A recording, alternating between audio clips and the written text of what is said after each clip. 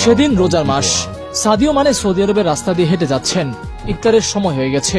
হুট করে শুনলেন তাকে কেউ ডেকে বলছে, আসো আমাদের সাথে ইফতার করো। মানে খুব অবাক হলেন। জিজ্ঞেস করলেন, তোমরা কি আমাকে চেনো?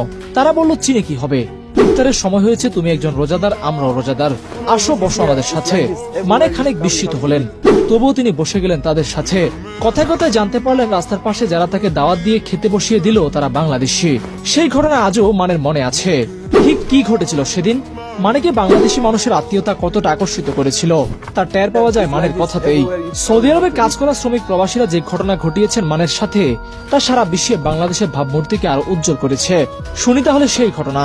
ফুটবল ফ্যানরা মানেকে চেনেন এক নজরেই, কিন্তু বাহিরের দেশে কাজ করতে যাওয়া শ্রমিকরা তাকে চিনতেন না, চেনার কথাও না। সারাদিন কাজ করে যখন এই মানুষগুলো একটু সময় পান, তখন তাদের আর সময় থাকে না টিভি বা মোবাইলে খেলা দেখা বা প্লেয়ার চিনে রাখা। তাদের দৌড় বড়জোর Brazil, Argentina, Messi, Ronaldo, Neymar পর্যন্তই। কেউ কেউ বেশি কি বেশি হলে খোঁজ রাখেন রিয়াল মাদ্রিদ আর বার্সেলোনার। ঠিক তেমনি কিছু রাস্তায় বসা বাংলাদেশি শ্রমিকরা জানতেন না মানে কে, কি তার পরিচয়।